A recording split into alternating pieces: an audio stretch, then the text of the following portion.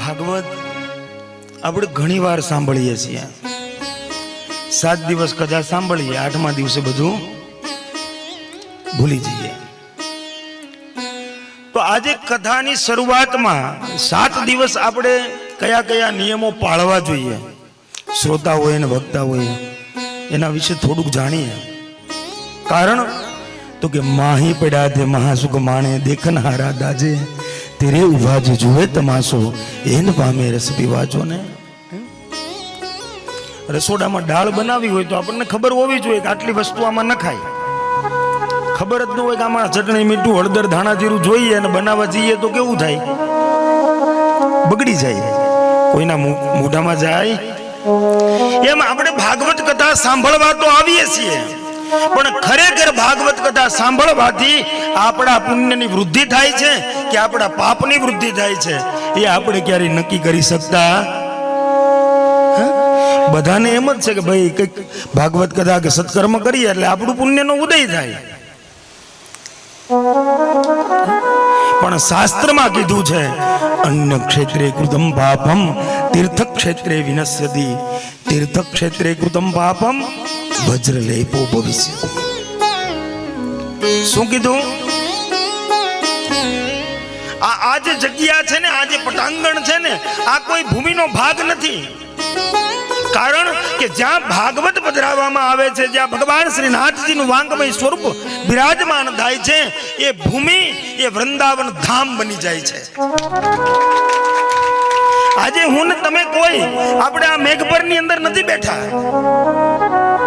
હું તમે આજે ભગવાનનું 84 કોચ જે વ્રજધામ છે ને, આજ એ ધરતી ઉપર બેઠા છીએ. એટલે કીધું છે અયોધ્યા મથુરા માયા કાશી કાંચી અવંતિકા પુરી દ્વારાવતી સેવ સપ્તેતા મોક્ષદાયિકા. આ 7 નગરીની અંદર જો એકવાર પગ પડી જાય ને તો પણ એ જીવાત્માને મોક્ષ મળી જાય છે. તો આજે વ્રજધામની અંદર હું તમે પટાંગણની અંદર બેઠા છીએ. માટે શું કીધું? અન્ય ક્ષેત્રે કૃતમ પાપમ તીર્થ ક્ષેત્રે વિનશ્યતિ. ગમે ત્યાંથી પાપ કરેલા હશે ને પણ એ તીર્થ ક્ષેત્રમાં જશો એટલે પાપમાંથી મુક્ત થઈ જશો. પણ તીર્થ ક્ષેત્રે કૃતમ પાપમ વજ્રલેપો ભવિષ્યતિ. પણ તીર્થ ક્ષેત્રમાં બેઠા બેઠા જો પાપ કરવામાં આવ્યા હોય ને તો એ પાપમાંથી હું તમે ક્યારેય મુક્ત ન થઈ શકીએ. માટે આ જિંદગીના જે 7 દિવસ છે ને એ આપણા માટે અમૂલ્ય છે, દુર્લભ છે. આ દિવસ બધાના જીવનમાં નથી આવતા. દરેક ભક્તોને મારી વિનંતી છે 2 મિનિટ ખાલી આંખ બંધ કરો. આંખ બંધ કરીને તમે એકલા છો, તમારા વિચારોને એકદમ સ્થિર કરી દો.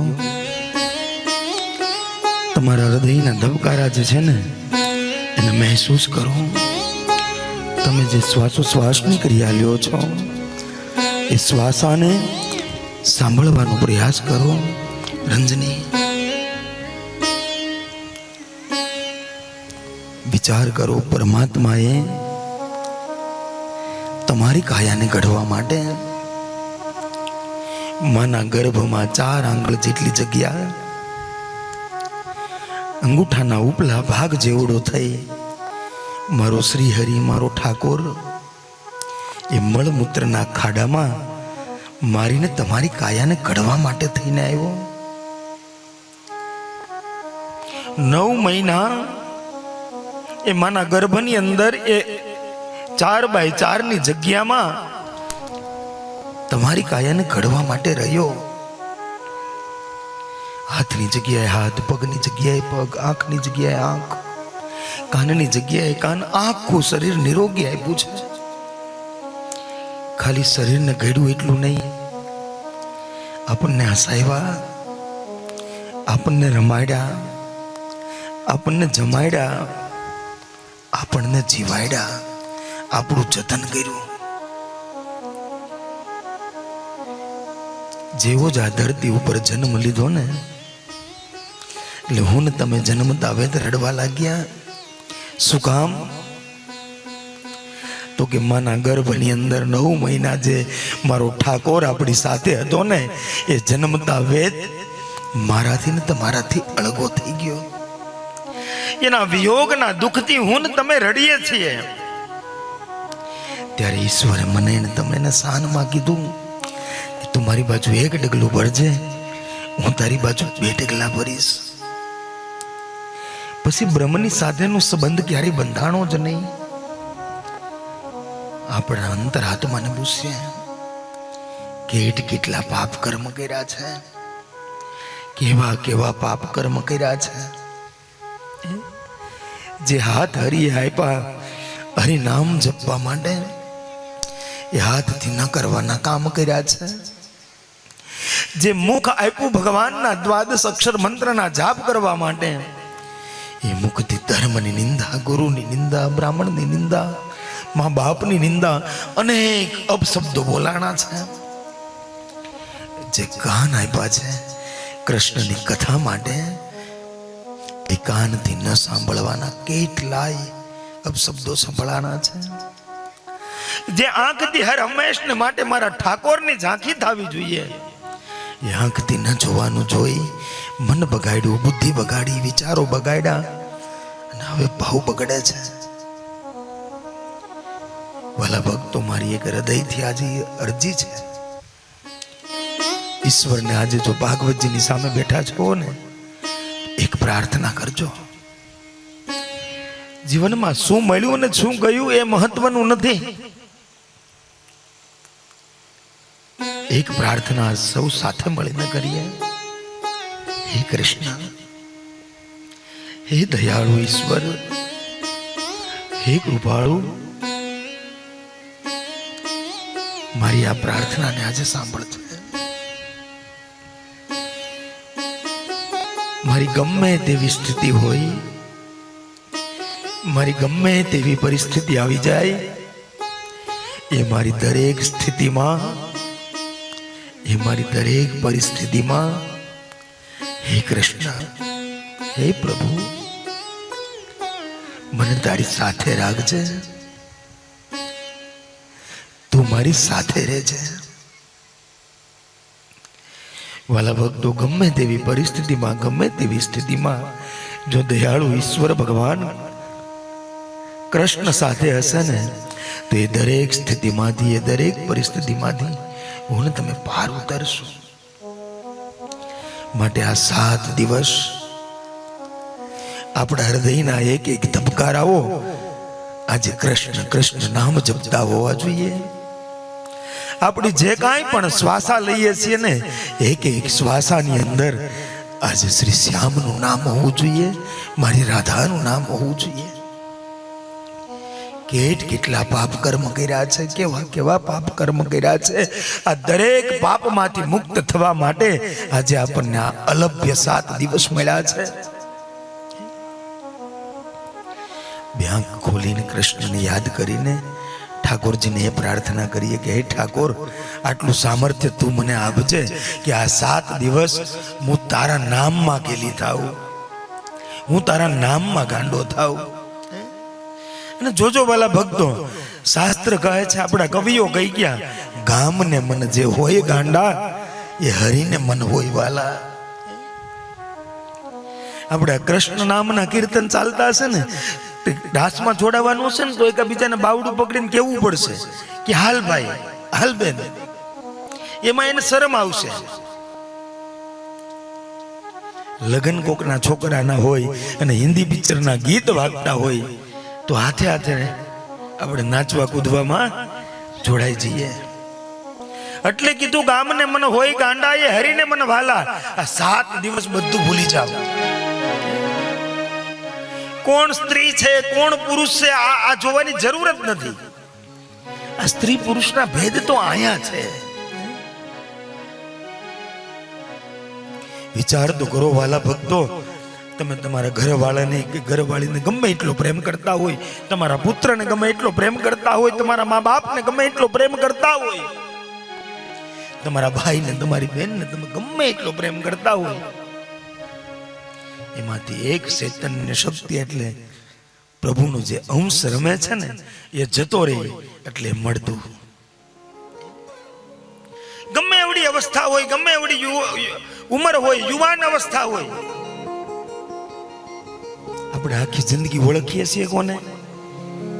શરીરને. પ્રેમ કોને કર્યો? શરીરને. પણ જ્યારે આપણા સ્વજનો જતા રહીને, આપણા સ્નેહીજનો જતા રહીને, ત્યારે આપણે રડીએ. ત્યારે ઈશ્વર આપણને સમજાવે છે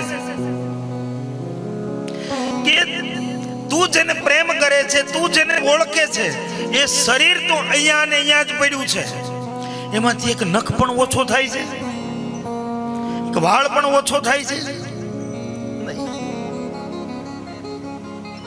તમારી જે પત્નીને કે તમારા પતિને જે પ્રેમ કરો છો ને, એ દેહ તો અહીંયા ને અહીંયા પડ્યો છે. તમે એને પ્રેમ કરતા તો રડો છો શું કામ? પણ એ આખા શરીરને ચલાવનારો, એમાંથી ઈશ્વર તત્વ હતું ને જતો રહ્યું, ચૈતન્ય શક્તિ જતી રહી. માટે આ 7 દિવસ કેવલ કૃષ્ણ પ્રેમમાં ગાંડા થઈ જઈએ. જેમ સૂર્યના કિરણો સૂર્યમાંથી નીકળે અને આપણે કહી શકીએ કે આ સૂર્યના કિરણો છે. સૂર્યના કિરણો જો સૂર્યના થઈ શકતા હોય તો હું ને તમે બધા જ નીકળેલા બ્રહ્મમાંથી છીએ, તો આપણે કેમ બ્રહ્મના ન થઈ શકીએ? માટે આ 7 દિવસની જે મથામણ છે ને, એ બ્રહ્મના થવા માટેની મથામણ છે. આપણે બધા કહીએ બ્રહ્મ સંબંધ લીધો, બ્રહ્મની સાથે સંબંધ લેવાનો એટલે બ્રહ્મ સંબંધ.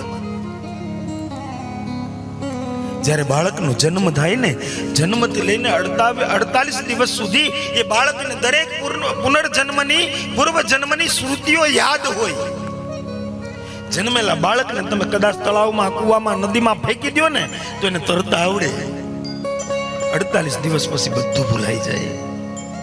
જ્યારે જન્મ સમયે રેડા ને ત્યારે ઈશ્વરે કીધું, અહમ ભક્તા નદ ભક્તવ્યા, હે ભક્ત તું મારી સાથે બ્રહ્મ સંબંધ બાંધજે અને મારી બાજુ 1 ડગલું ચાલજે, એટલે હું તારી બાજુ 2 ડગલા ચાલીશ. પણ જેવો જ જન્મ થાય ને થોડાક મોટા થઈએ એટલે મામા ને માસી ને ભાઈ ને કાકા ને કાકી ને આવે અને કોઈ 25-50 રૂપિયાનું જબલું આપવા માટે આવે અને પછી માયાની મુઠ્ઠી વળી જાય. પછી જીવીએ ને ત્યાં સુધી એ માયા છૂટતી નથી. માયા હોવી જોઈએ. પૈસો તો અનહદ કમાવો જોઈએ. પૈસો કમાવો કોઈ ખોટી બાબત નથી. ઘણા એમ કે આ બધું તો મોહ માયા છે, આમાં પડવું નહીં. પણ એ પૈસા ન હોય તો કાંઈ થાય ન થાય ને. પૈસો એટલો કમાવો પણ એ પૈસાને પરમાર્થે વાપરો, પરમાત્માના કાર્યમાં વાપરો. 3 વસ્તુ છે ને વાલા ભક્તો, ઈશ્વરીય કૃપાથી મળે છે. પહેલું મનુષ્યત્વ, માનવ શરીર.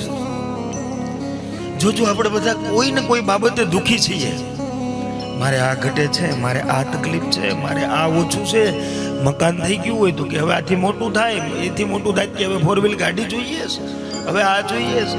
ખૂટતું છેલ્લે મરણ પથારી સુધી કઈ ખૂટે જ નહીં.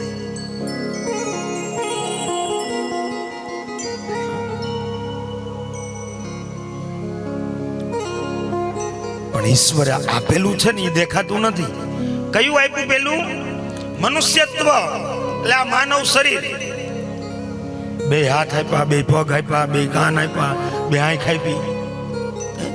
અમૂલ્ય, જેની કોઈ કિંમત ના આંકી શકીએ. આંખે આંધળા કર્યા હોય તો, કાને બેરા કર્યા હોય તો, મૂંગા કર્યા હોય તો, કિડની 2 આપી. ડાયાલિસિસ કરવા જતા હોય એને પૂછો. પગે પાંગળા કર્યા હોય તો, હાથે ઠૂઠા કર્યા હોય તો,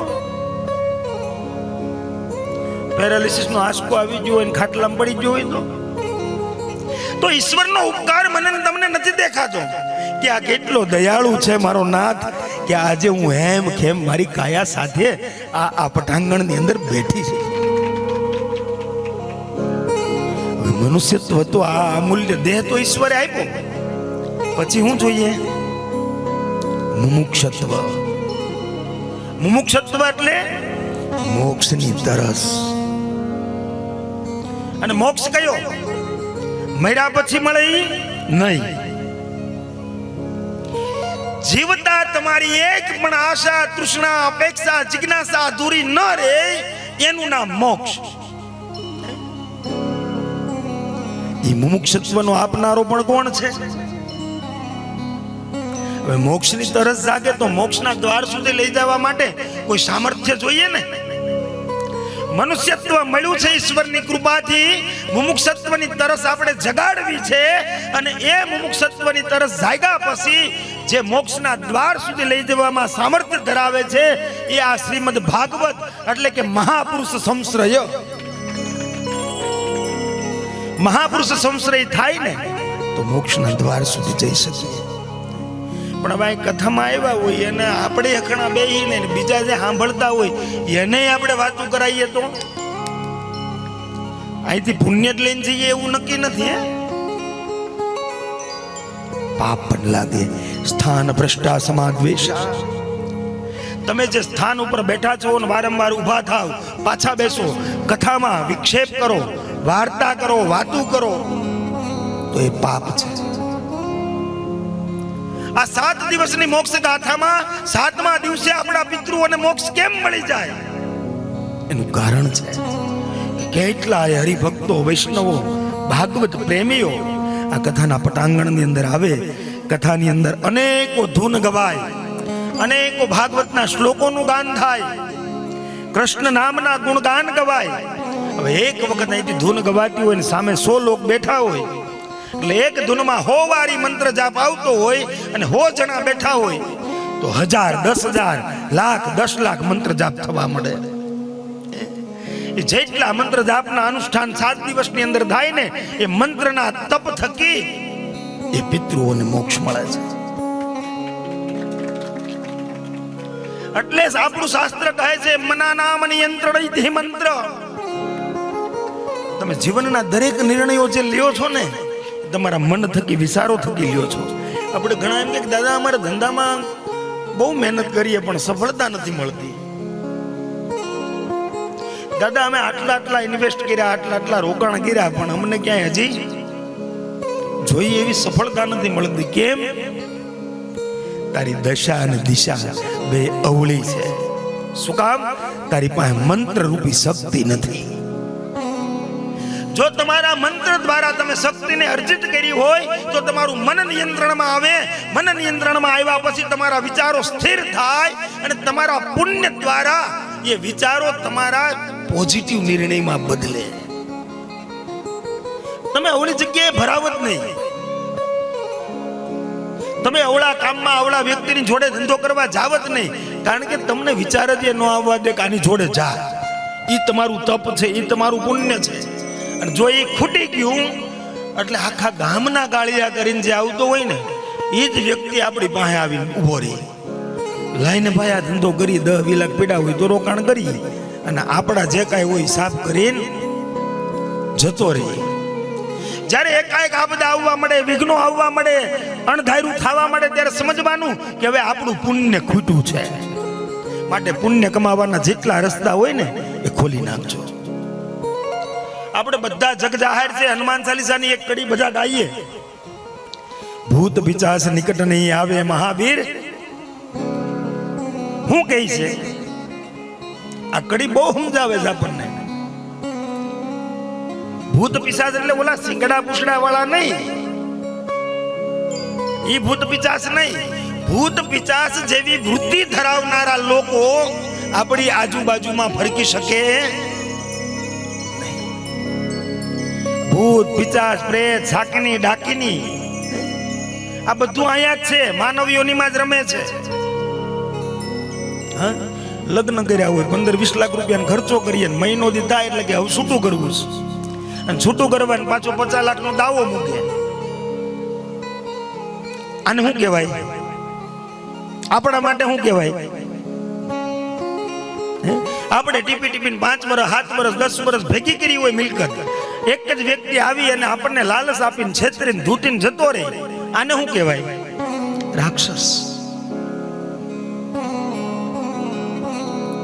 માટે આ 7 દિવસનું કર્મ છે ને એ આપણા પુણ્ય રૂપી પાત્રને ભરવા માટે છે. આ દેહ છે ને એ આપણું પાત્ર છે. જેમ જમવા માટે સારી થાળી જોઈએ, જે જમવાનું પાત્ર હોય ખરાબ હોય તો એમાં હારથિયા નીકળે, એ પીરસે એમાં કઈ નહીં પીરસે. આ જમવાનું બાકી છે કા બધાને?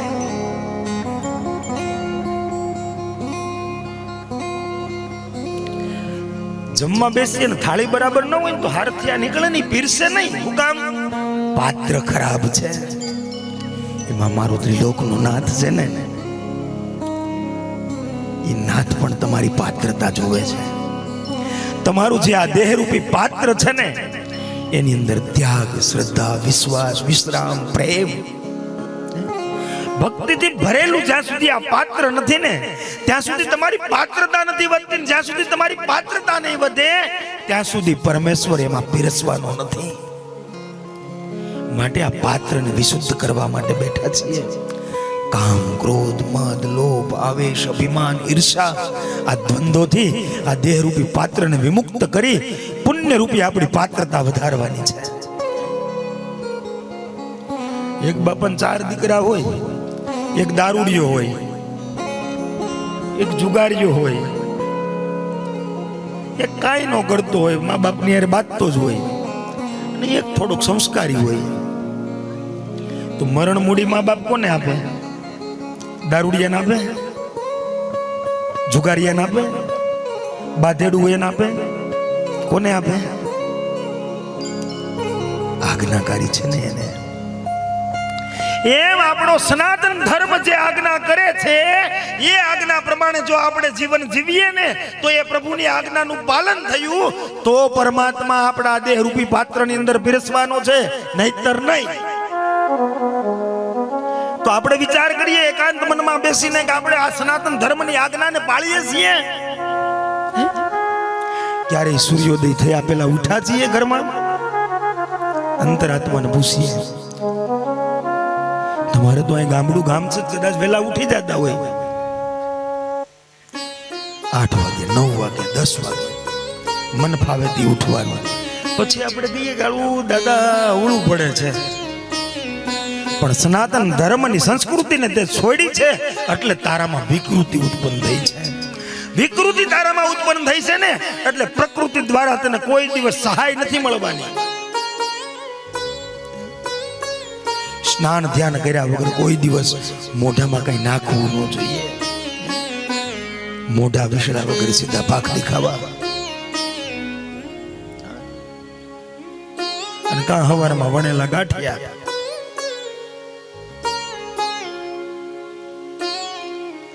આ બેનો વાલા બેનો 7 દિવસ તો નિયમો પાળજો, પણ આખી જિંદગી જો પડાય ને તો પણ પ્રયાસ કરજો. ખાસ ધ્યાન રાખીને સાંભળજો. આજથી સંકલ્પ લ્યો, છૂટા વાળે હું ક્યારેય મારા રસોડામાં નહીં જાઉં, ભીના વાળે હું મારા રસોડામાં ક્યારેય નહીં જાઉં. મારા ઘરની જે મારી દિનચર્યા છે, મારું નિત્ય કર્મ છે, એ હવારમાં પહેલા સ્નાન ધ્યાન કરી મારા જે દેવ છે ને એને હું પહેલા યાદ કરીશ, એને દીવો કરીશ, એને દીવાબત્તી કરીશ. આપણે જોવો તો ખરા, અગરબત્તી કરવા માંડ્યા. શું કરવા માંડ્યા? દીવાબત્તી નહીં, સીધું અગરબત્તી. અગરબત્તીમાં શું હોય દાદા? આપણે અહીં મૂકો છે લીલો વાંસ. જો એ વાંસની હળી આપણે બાળવા માંડ્યા. હવે જેના ઘરમાં વાંસ બળતા હોય એના ઘરમાં સુખ ક્યાંથી આવે? અગરબત્તી એટલે અગર નામનું એક ઝાડવું છે, એ ઝાડવાના લાકડાની એક હળીને હળગાવીને ઈ બત્તી કરવાની છે. આપણે ઈ નથી કરતા. આ કેમિકલ વાળી કરીએ, ધૂપબત્તી કરીએ, ધૂપ દઈએ, અથવા તો દીવાબત્તી કરીએ. આપણા કોને કહેવાય દેવોમાં? 2 દેવ. આત્મન કુલદેવી, આત્મન ઈષ્ટ દેવતાભ્યો નમઃ. એક આપણે આપણું જીવન જેના શરણોમાં સમર્પિત કર્યું છે એ આપણા ઈષ્ટદેવ, આપણા આરાધ્ય દેવ. પછી રામ હોય, શ્યામ હોય કે ઘનશ્યામ હોય. અને એક માધ્ય શક્તિ જગતજનની જગદંબા, આપણા કુળની દેવી. જે માં કુળદેવી ક્રેતા પ્રગટ થાય. આપણો દીકરો રમતો હોય તો આપણે શું કહીએ? મારો દીકરો, મારી દીકરી, મારા બા. આ કેતા એક ભાવ પ્રગટ થાય એટલે આ જગતમાં 33 કોટી દેવતાઓ છે, પણ એ 33 કોટી દેવતાઓમાંથી જો તમે તમારા કોઈને કહી શકતા હોય ને તો એક તમારા કુળદેવી ને બીજા તમારા ઈષ્ટદેવ. ના આ જગતની વ્યાપક શક્તિ છે ને એ આદ્ય શક્તિ છે, માં કુળદેવી છે. કૃષ્ણ રાધાના પ્રેમમાં ડૂબેલા હતા. રાધા રાણી કોણ છે? આદ્ય શક્તિ. આપણે હિન્દુ ધર્મનો પ્રતીક સિંહ જે છે ને એ સિંહ તમે ઓમકાર જોયો હશે.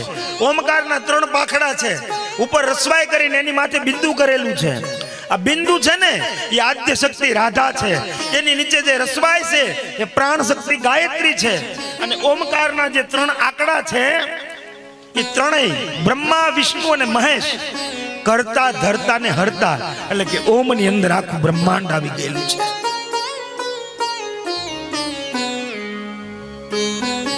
માં જગદંબાને ક્યારેય છોડશો નહીં. અત્યારે ઘણા એવા ધર્મ નીકળ્યા છે ને ઘણા એવું કહીશ કુળદેવી કાંઈ ન હોય, આમાં બધું આવી ગયું. અરે મારા ઠાકોરના કુળદેવી ઉજ્જૈનમાં બેઠા છે, મારા રામના કુળદેવી છે, તો આપણા નહીં હોય? હશે. આવો આજ ટાક પરિવારની કુળદેવીને યાદ કરીએ, માં સામુંડને પ્રાર્થના કરીએ અને 2 મિનિટ માં ભગવતી જગદંબાને પ્રાર્થના કરીએ. એ મન મૂકીને જે અહીંથી ગાવા ગૌરાવવામાં આવે ને ગાજો ભાઈ. 8મા દિવસે કોઈ કહેવા આવશે નહીં. અને બહુ સમય નથી લેતો અત્યારે. આપણે બપોરે પાછી 3:30 વાગે કથા છે, એટલે એ કથામાં આપણે ભાગવતનું મહાત્મય અને ભાગવતની અદ્ભુત કથાઓ છે. જોજો ભાગવત છે ને સમાધિષ્ઠ ભાષા છે. ભાગવતની અંદર એવા દાદા 16,000 પ્રશ્ન છે. કેટલા?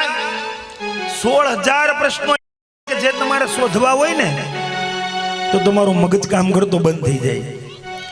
વિચાર કરો, કંસને ખબર હતી કે દેવકીનું 8મું સંતાન મને મારવાનું છે, તો એ કંસે દેવકી અને વસુદેવને એક સાથે શું કામ પૂર્યા?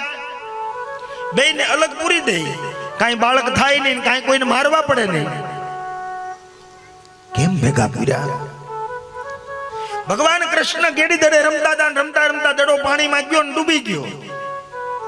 હવે 5 વર્ષનું બાળક લોઢાન દડે રમતું હોય તો પાણીમાં દડો ડૂબે, એ દડો કયો હતો? અરે એમ કહેવાય શૃંગી મુનિના આશ્રમની અંદર સમીક ઋષિ જ્યાં બેઠા હતા, રાજા પરીક્ષિત નીકળો તો સમીક ઋષિ ધ્યાનમાં હતા. એટલે પરીક્ષિત રાજાએ એને મરેલો સર્પ પહેરાવ્યો. હવે કોઈના આશ્રમમાં મરેલો સર્પ પડ્યો હોય ખરો? નહીં. અને મરેલો સર્પ કદાચ પડ્યો હોય તો એ જ સર્પ ઉપાડી અને એ તેરી કામઠા વડે રાજા પરીક્ષિતે કેમ સમીક ઋષિને પહેરાવ્યો? આવા અનેક પ્રશ્નોના જવાબ આ શ્રીમદ ભાગવતની અંદર છે, પણ આના મૂળ સુધી જવું પડે. આ શ્રીમદ ભાગવત કોઈ કથા નથી, કોઈ વાર્તા નથી. મારા અને તમારા જીવનની જે આ અનંત યાત્રા છે ને, એટલે કીધું છે હરિ નામ અનંત, હરિ કથા અનંતા. અંત સુધી લઈ જવામાં સામર્થ્ય ધરાવનારું આ શ્રીમદ ભાગવત છે. એટલે મારે અને તમારે આ 7 દિવસની અંદર કૃષ્ણને ઓળખવાના છે, કૃષ્ણના સ્વરૂપને, કૃષ્ણના સ્વભાવને અને કૃષ્ણના સામર્થ્યને આપણે પરિચિત થવાનું છે. માટે 7 દિવસ આપણો ટાક પરિવાર કે આવેલા મહેમાનો કથાનો એક પણ શબ્દ ન છોડે એવું અપેક્ષા ને જિજ્ઞાસા હું રાખું છું કે 7 દિવસ તમે આ પૂરેપૂરી ભાગવત કથાને સાંભળજો. 2 મિનિટમાં કુળદેવીને યાદ કરીએ, હનુમાનજીને યાદ કરીએ અને આપણે સૌ મધ્યાહન ભોજન, ભૂખ તો બહુ લાગી હશે બધાને. જોજો ભાઈ, 7 દિવસ ઉપવાસ કરવાનો હોય, ફરાળ કરવાનું હોય, પણ ફલ આહાર કીધું છે. શું કીધું છે?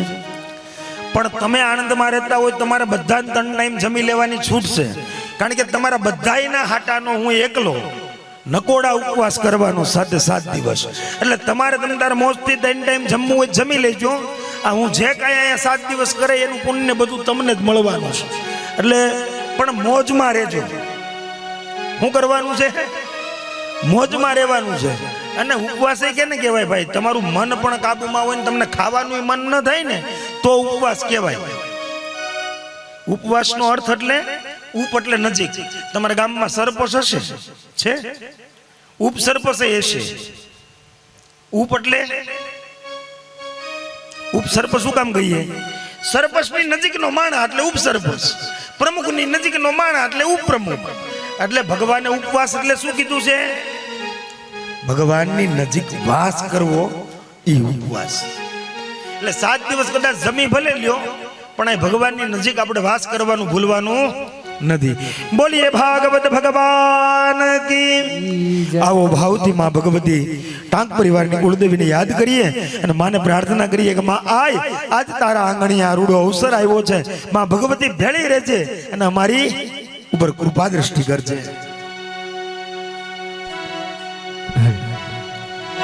ધન્ય માં તુજો ગણી, ધન્ય માં ભવાની,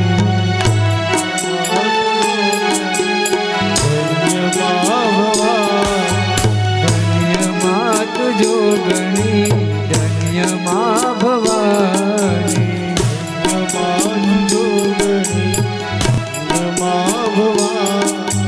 પૃથ્વી પેલા તમારો પેલા પ્રગતિ માં જોગણી, પૃથ્વી પેલા મારો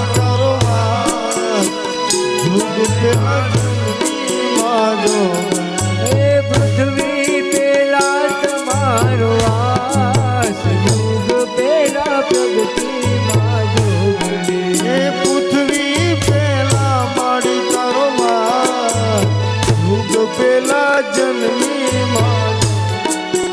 ધન્ય માં ભવાની, ધન્ય માં તુજો ગણિયા, એનો દેવો ના દરબાર, યુગ પેલા પ્રગતિ માં જોગણી, એનો દેવો ના દરબાર, યુગ પેલા જન્મી માં જોગણી, એનો દેવો ના દરબાર, યુગ પેલા પ્રગતિ માં જોગણી, લોતા દેવો ના દરબાર, યુગ પેલા જન્મી માં જોગણી. ધન્ય માં તુજો ગણી, ધન્ય માં ભવાની, હે ધન્ય માં તુજો ગણી, ધન્ય માં ભવાની. જય હો.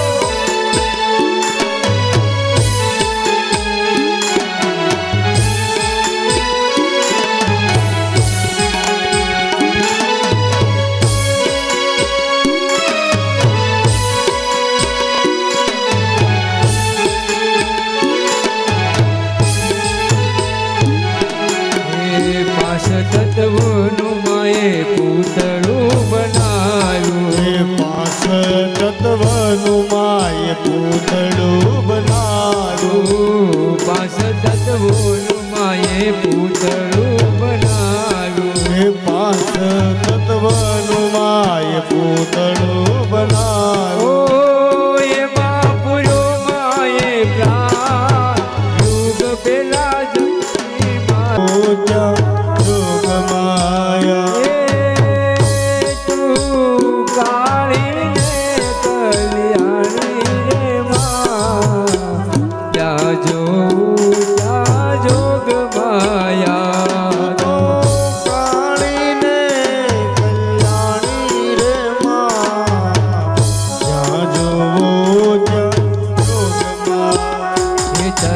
પેલા તે યુગમાં જાણી રે માં, જાજો જોગ માયા, પેલા તે યુગમાં જાણી રે માં, જાજો જોગ માં. એ તું તો શંકર ઘેર પટરાણી મોરી માં, જાજો જોગ માયા, તું તો શંકર ઘેર પટરાણી મોરી માં, જાજો જોગ માયા, તું તો ભસ્મા સુર નારી રે માં,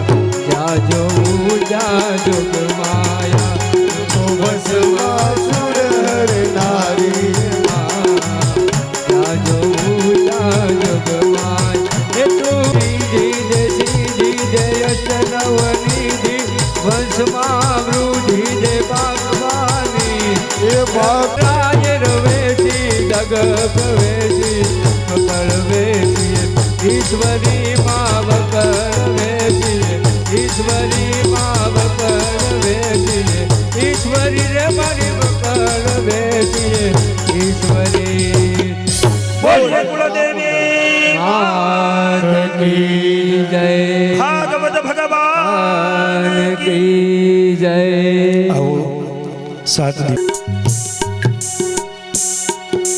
જય કાના કાળા પ્રભુ જય કાના કાળા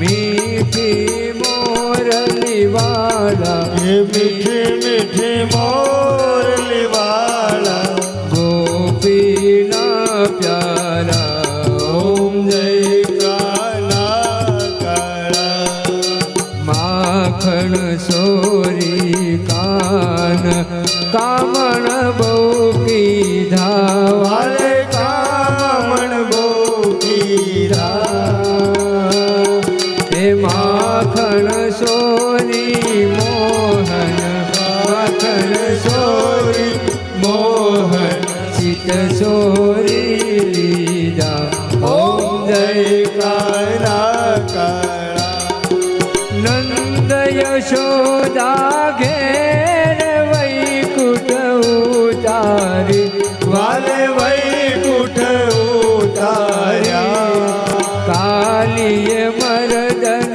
કીધા કાલીય મરદન કીધા ગાયો ને સારી ઓમ જય કાના કાળા ગુણ તણો તુજ પાર કે મેં નહીં આવે બહુ કે મેં નહીં આવે નેતી વેદ પુકારે નેતી વેદ પુકારે પુનિત ગુણ ગાવે ઓમ જય કાના કાળા કર્પૂર ગૌરમ કરુણાવતાર સંસાર સારમ ભુજગેન્દ્રહાર સદા વસંતમ હૃદય વિજય ભવામિ સહિતમ નમામિ મંગલમ ભગવાન વિષ્ણુ મંગલમ સકાધ્વજ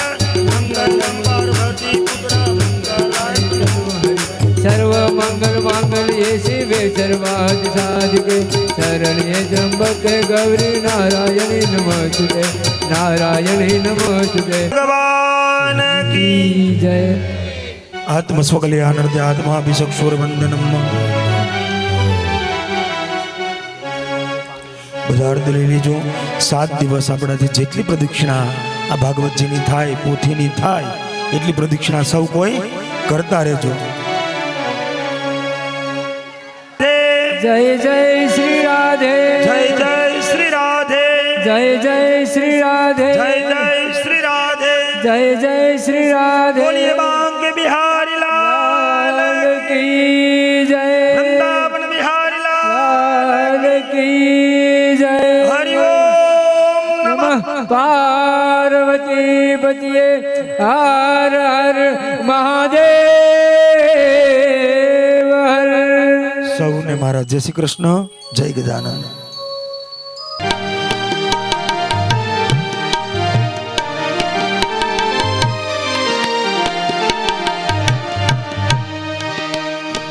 પ્રથમ ધરે જો ધ્યાન તમારું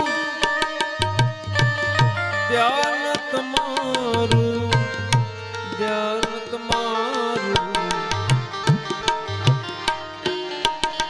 પ્રથમ ધરે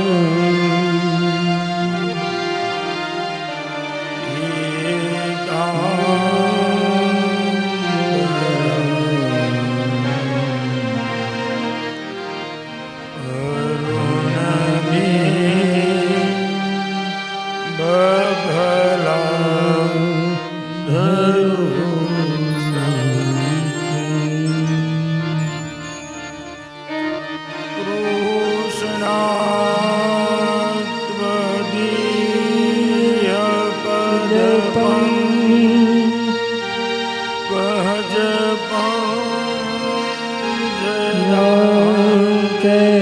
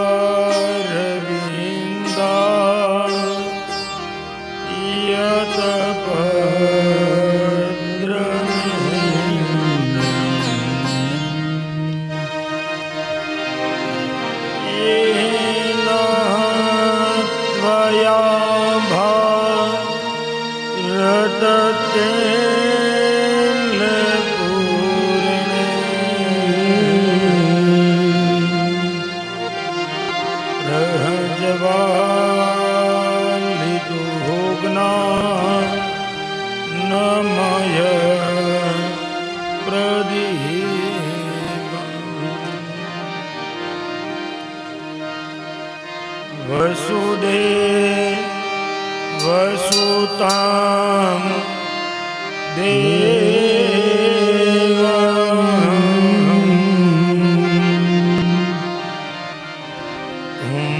સજાણુ રમદન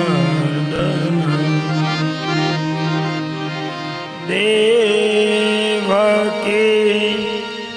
પરમા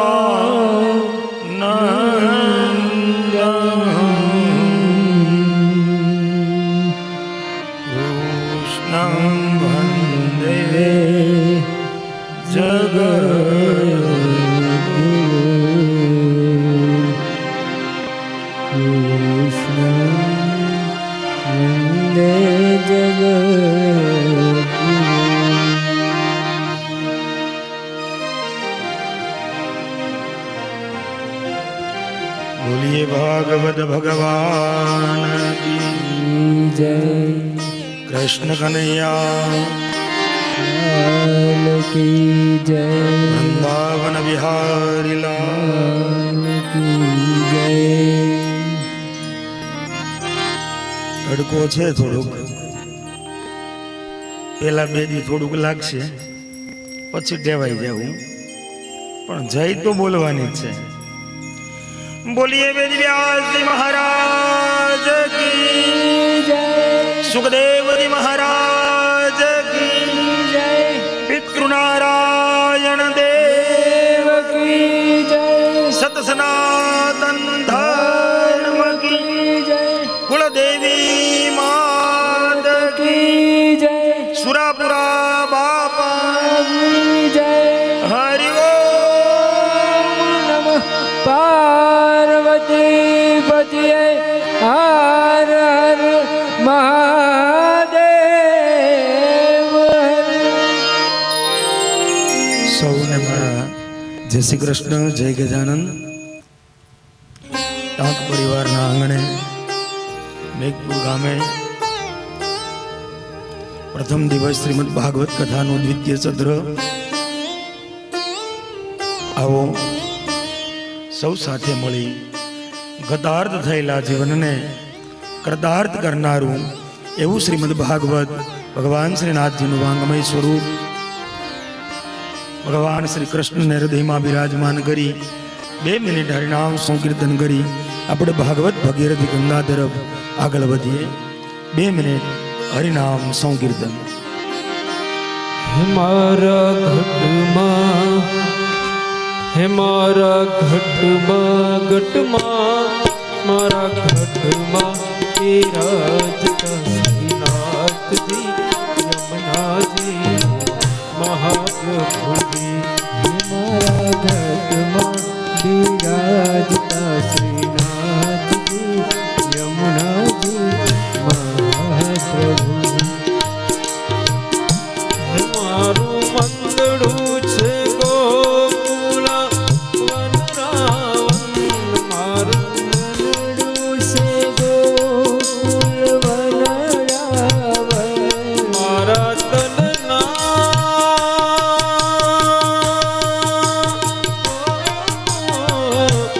મારા તનના આંગણિયામાં તુલસીના વન. મારા પ્રાણ જીવન ઘટમાં બિરાજતા શ્રીનાથજી યમુનાજી મહાપ્રભુ. રાધે.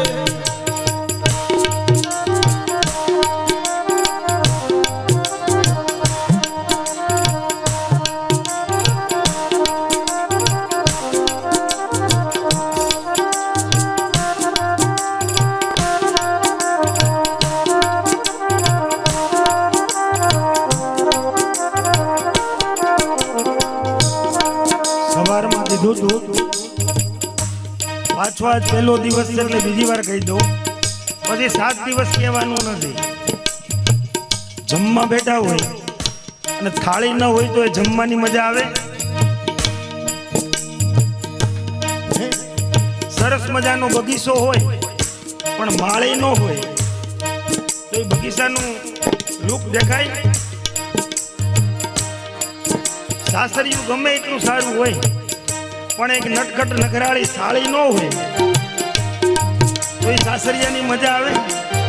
એમ આવા મારા કૃષ્ણના નામના ભજન ચાલતા હોય, ધૂન ચાલતી હોય અને 2 હાથ ઊંચા કરીને તો તાળી મારું તન મર ગયું જેને વારી રે વારી. મારા શ્યામ મોરારી.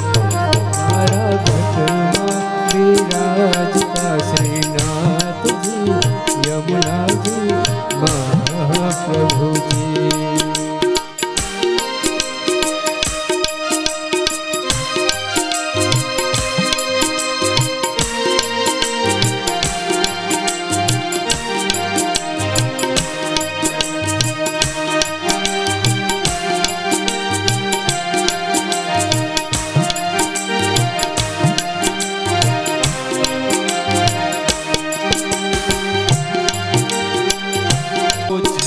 જીવનમાં લાવો ફરી કદી ના મળે.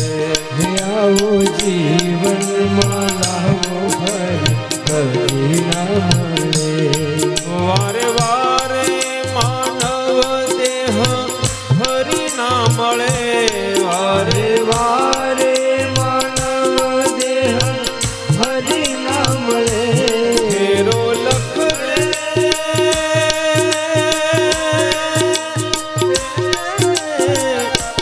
ફેરો લખ રે 84 નો મારો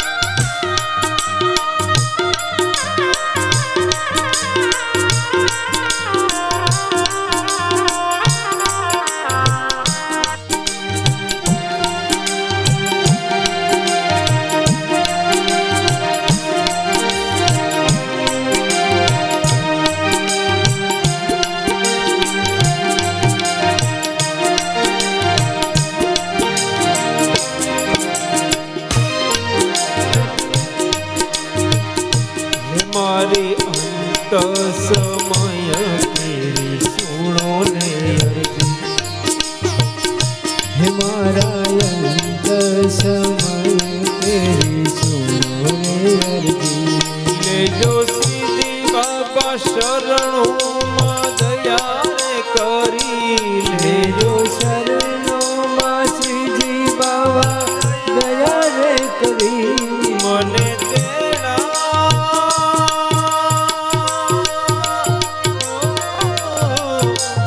મને તેડા રે યમના કેરા કદી નહીં આવે મારો નાથ તેડા હે મારા ઘટમાં વિરાજતા શ્રીનાથજી યમુનાજી મારા ઘટમાં મારા ઘટમાં મારા ઘટમાં વિરાજતા